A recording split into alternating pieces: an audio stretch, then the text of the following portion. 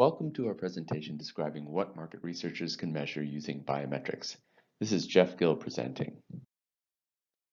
This is our second in a series of mini presentations. In the first, we discussed the importance of System 1 or non-conscious processing to market researchers. In this presentation, we'll discuss how biometrics can be used to measure System 1 processing. The next two mini presentations cover specific metrics used by our Neuralink platform and its reliability. The final presentation discusses why Shimmer believes that biometrics will become the dominant neuromarketing technology. Technically, any biophysical sensor is a biometric measure. However, the neuromarketing industry tends to focus on two. Galvanic skin response, or GSR, does not actually measure sweat, but rather the activation of sweat glands. They are related, and discussing the differences gets more technical than needed for our purpose. ECG is familiar to most people.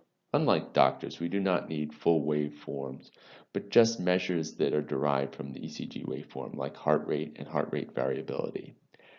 As a result, we have much more flexibility about where we place the sensors. But what do they mean?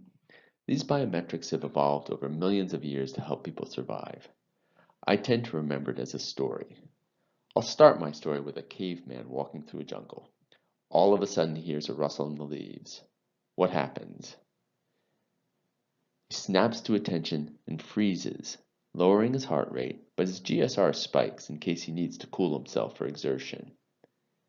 If he identifies the sound as prey, he has an approach response and his heart starts to race. On the other hand, if he identifies the sound as a predator, he has an avoid response. His heart rate recovers somewhat, but not as much. In either case, his GSR continues to spike. The key point is that these responses are all about focusing attention and preparing the body for action. Biometrics are directly connected to the part of the brain responsible for instinctive action. This story helps me keep straight the series of responses to powerful stimuli that people go through. But what can you actually learn from them? You can learn a lot. GSR is a pretty direct measure of psychological arousal. Arousal is related to a number of things, from alertness to excitement, readiness for action to relevance, even fear and stress. Arousal has also been demonstrated to be related to a person's motivation, learning, and memory retention. Measuring people's responses allows you to evaluate a stimuli stopping power and the ability to generate a response, like purchasing the product. Heart rate is more complex and has multiple meanings. Our caveman story was really about orientation.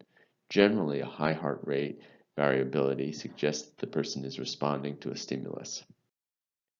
In theory, it is possible to identify valence, approach or avoid, by evaluating the changes that the heart rate goes through. It's somewhat tricky, and I think a better way to get this information is just to ask the person. Valence is actually one of the few questions that people can give you good answers to. Low heart rate variability is indicative of high attention. However, this can only be evaluated over a period of time. Finally, heart rate often tracks GSR response, so it is possible to use heart rate as a confirmation of GSR response. In fact, this is the primary approach that Shimmer takes.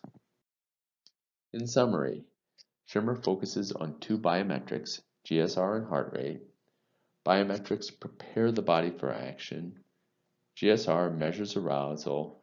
Heart rate responds in a number of ways, but we primarily use it to confirm GSR response. We hope you found this presentation useful. If so, please listen to our next presentation that discusses the specific metrics we use in Neuralink. As always, you can contact info@shimmersensing.com for more information.